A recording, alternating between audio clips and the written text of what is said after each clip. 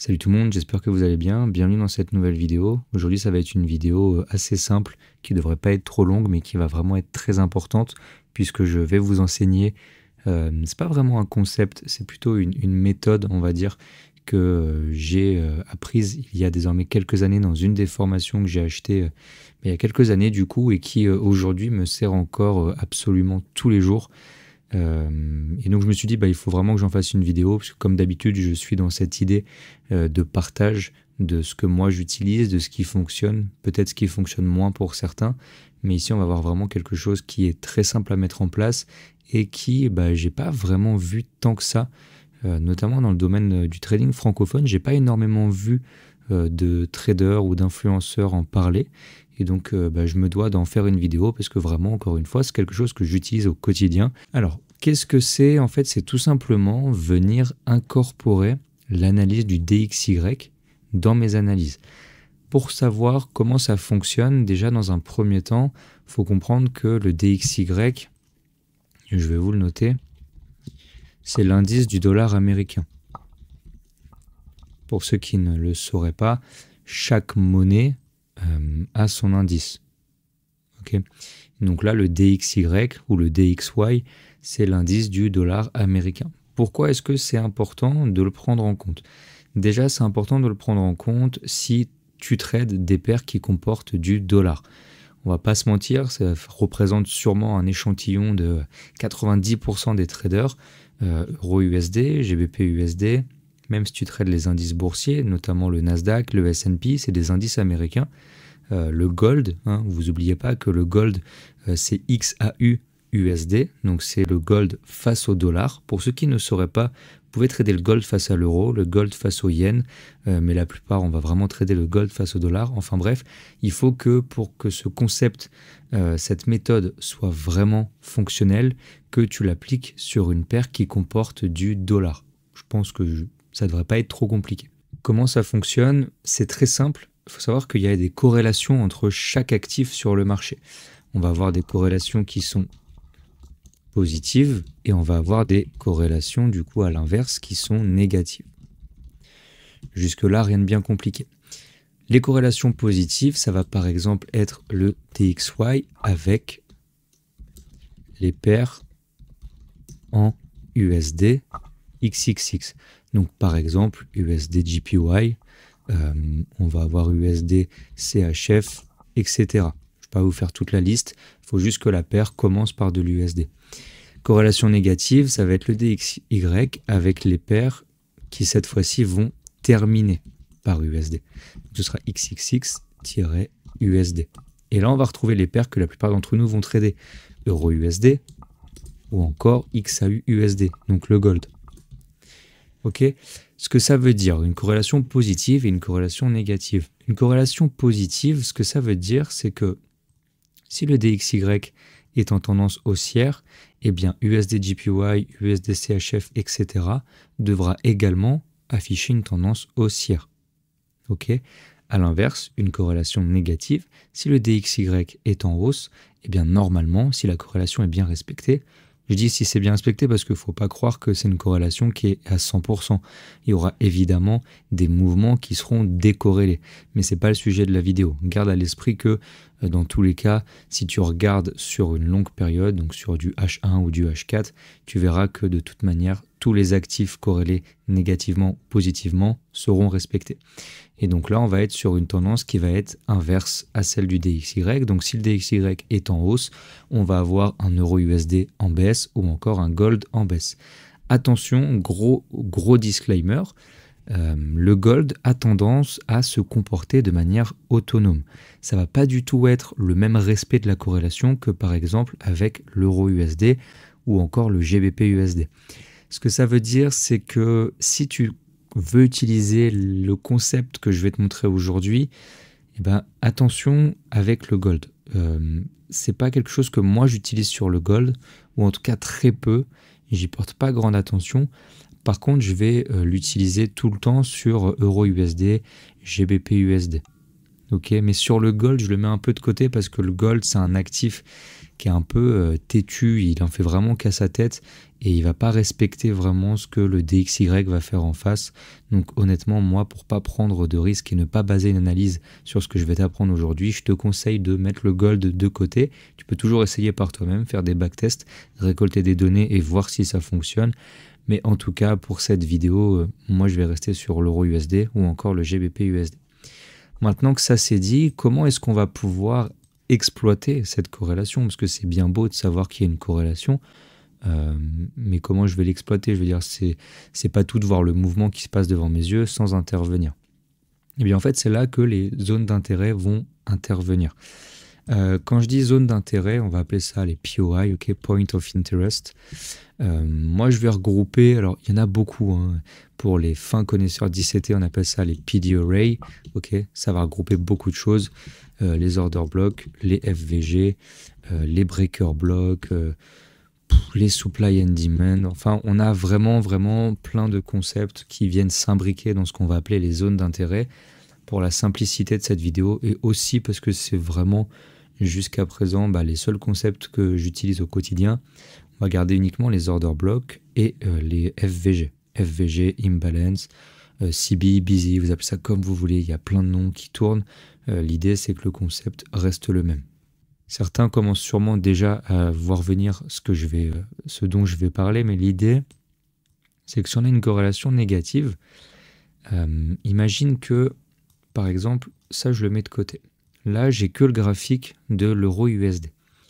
Imagine que j'ai un order block juste ici.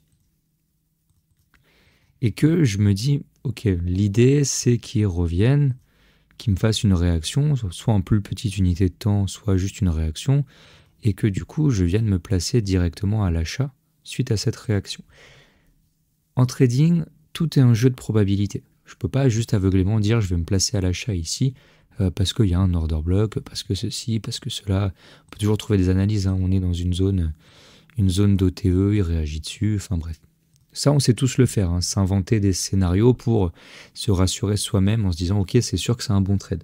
Maintenant, dans le concret, comment est-ce que je peux ajouter un élément qui va me prendre littéralement quelques secondes pour ajouter une confluence qui va augmenter mes probabilités? Eh bien, c'est là que la corrélation négative va intervenir, parce que je vais venir sur mon DXY, qui sera du coup ici à droite. Je sais que quand je fais des flèches et des schémas, je perds la moitié d'entre vous. On verra après un exemple concret pour bien comprendre. Donc l'idée, c'est que si j'ai un order block haussier sur l'euro USD, eh bien de l'autre côté, je dois me retrouver, alors c'est pas ici du coup, pardon, c'est là, avec un order block baissier sur le DXY. Si c'est le cas, ça vient vraiment augmenter les probabilités que cet order block fasse réagir le prix. Si c'est pas le cas, eh bien je vais garder à l'esprit que cet order block, finalement, il n'est pas si haute probabilité que ça. Parce que ce qu'il faut comprendre, c'est vraiment important, j'ai tendance à dire que c'est plus le DXY qui va faire bouger l'euro USD que l'inverse.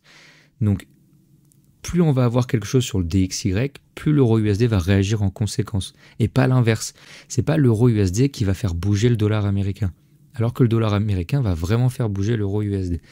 Donc si j'ai un bel order block au même endroit et que le prix revient au même timing dans ma zone et m'offre aussi une réaction inverse, donc là à la vente, et qu'on ne le traite pas le DXY, mais que par exemple, si je prends mon plan, j'avais une vente qui s'offre à moi, en même temps que j'avais un achat sur l'euro USD, normalement c'est jackpot. Ok, les probabilités sont vraiment de notre côté, parce qu'on ne va pas juste regarder cette fois-ci l'euro USD, on va aussi regarder le DXY, qui vient vraiment driver la plupart des paires en USD sur le marché. Et donc là, les probabilités sont vraiment augmentées. Avant d'aller plus loin, je prends 30 secondes pour te rappeler que si tu souhaites continuer d'apprendre à mes côtés et suivre mes trades au quotidien, être informé quand je poste une nouvelle vidéo ou encore être présent quand je lance un live, tu peux rejoindre mon canal Telegram, tu retrouveras le lien dans la description de cette vidéo. Allez, maintenant que j'en ai fini sur la partie théorie, on va pouvoir passer à ce que vous préférez de manière générale. On va voir de la pratique et notamment comment est-ce que sur ces deux trades, donc un le 15 octobre et un le 14 octobre, donc cette semaine, comment est-ce que j'ai pu prendre ces deux trades juste en venant ajouter cette confluence avec le DXY. On va commencer par le premier trade ici. Hop, juste là. Donc pour la partie analyse, bon, je ne veux pas faire quelque chose de très long, mais Voilà, on est venu récupérer le bas de la session asiatique juste ici. On est mardi, donc j'ai tendance le mardi, grâce au Daily Cycle, à dire que ça va être le plus bas de la journée qui sera créé ici, potentiellement même le bas de la semaine. Alors pour ceux qui ne savent pas trop le Daily Cycle et tout, c'est vraiment des concepts où on commence à être dans le ICT, SMC vraiment poussé, vraiment avancé, donc c'est pas le sujet de la vidéo. Donc j'avais plusieurs éléments qui me disaient voilà, on a fait le plus bas, on est venu casser une structure assez importante. Bref, là l'idée c'est quoi? C'est de trouver une zone pour me placer. Et donc j'ai cette FVG 15 minutes. Premier réflexe que je vais avoir et que maintenant tu devras avoir par la suite, c'est aller voir mon ami le DXY. Ok, je vais juste remettre en replay pour qu'on ait la même chose. Et donc là, le DXY au même moment, eh bien, il m'offre aussi un FVG. Et là, je me dis, ok, c'est vraiment pas mal. Je vois bien du coup que non seulement l'euro USD pousse à la hausse, mais aussi et grâce notamment au DXY qui lui pousse à la baisse. Donc là, j'ai une double confirmation que finalement, l'achat sur cette FVG n'est pas si bête que ça. Je peux passer en plus petite unité de temps. Ça reste votre plan. On n'est pas ici pour voir une vidéo stratégie. Et donc, je vais venir être attentif à la fois sur l'euro USD et à la fois sur le DXY. Ok, le prix revient dans cette FVG, que ce soit sur mon euro USD ou sur mon DXY. Et ce qui est très important, c'est qu'il est revenu exactement au même timing. Il faut vraiment que ce soit quelque chose qui... en fait, il faut que vous imaginiez que c'est un miroir que vous avez en face. Alors, si ça peut vous aider, je vais vous donner l'astuce. J'aurais peut-être dû la donner avant, mais moi, ça m'a pas mal aidé à mes débuts. Je sais que parfois, pour le cerveau humain, c'est un peu compliqué d'avoir un effet miroir, mais inversé. C'est-à-dire que là, c'est en hausse, là, c'est en baisse, on est un peu perdu. Si c'est le cas, tu vas venir sur ton graphique du DXY et tu vas venir faire Alt plus I. Et en fait, ce que ça va faire, c'est que ça va t'inverser le graphique. Tu vois, là, maintenant, c'est beaucoup plus facile à lire entre l'euro USD et le DXY. Alors évidemment, les couleurs de tes bougies vont être inversées sur le DXY, puisque bien, comme le graphique est inversé, les bougies noires vont être à la hausse et les bougies vertes vont être à la baisse. Bon, t'as compris, c'est juste qu'on est venu inverser. Si t'aimes pas, tu refais Alt-I et tu reviens au graphique de base. Donc là, l'idée maintenant que les deux ont réagi dans le FVG, c'est de venir tout simplement se placer. Donc je sais pas toi comment tu fonctionnes. Moi, j'ai juste pris là, juste après la cassure ici. Mis un stop juste en dessous. Et là, après, au niveau du TP... encore une fois, on n'est pas là pour faire dans la stratégie, mais tu peux par exemple viser le haut de la session asiatique, puisque dans tous les cas, tu as une forte conviction que tu as déjà créé le point bas, donc voilà, on va juste continuer à la hausse. Et donc tu vois, à l'inverse, si je tradais pas du tout l'euro USD, j'ai eu la même réaction sur mon DXY, donc j'aurais pu me placer par là aussi, prendre une vente et aller chercher, si je regarde en 15 minutes, eh bien la même chose, c'est-à-dire le bas de la session asiatique. Et c'est là où vraiment l'effet miroir prend forme, que ce soit sur l'euro USD à l'achat ou sur le DXY à la vente. Allez, je repasse en 3 minutes. Et donc, comme tu peux voir, on est venu faire un très beau TP, mais pas encore sur le DXY. Okay, c'est ce que j'ai dit, la corrélation ne pourra pas être 100% parfaite, mais on s'en fiche, puisque nous, de toute façon, ce qu'on va trader, c'est l'euro USD. Donc, ce qu'on veut, c'est que ce soit l'euro USD qui touche notre target et pas le DXY. Du moment que le prix est respecté, qu'on a bien eu une réaction dans mon FVG, le reste du trade, le DXY m'intéresse vraiment plus. Voilà pour cette courte vidéo sur comment est-ce qu'on va pouvoir venir intégrer le DXY à ces analyses. J'ai également un autre concept que j'utilise qui est un petit peu plus avancé. Pour ceux qui connaîtraient, c'est la SMT divergence, donc notamment entre l'euro USD et le DXY.